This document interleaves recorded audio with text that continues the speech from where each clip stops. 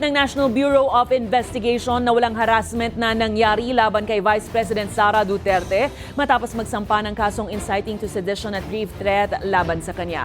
Ayon kay NBI Director Jaime Santiago, pantay-pantay ang batas at kailangang managot ang sinumang lalabag dito. Pinanindigan din ni Santiago ang kasong isinampa laban kay Duterte. Sa kabila nito, sinabi naman ni Senate President Cheese Escudero na walang epekto ang naturang rekomendasyon ng ahensya sa napipintong impeachment proceedings kay VP Sara.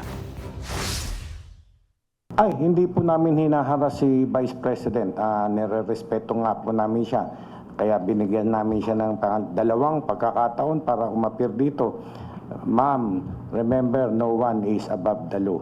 Kung sino nagbabiolate ng law, kahit sino ka pa man, ay papanagutin ka namin. At ito pong kaso na ipinataw, isinampa namin labang kay Vice President. That was filed not because she is a Vice President. That was filed because she committed a crime.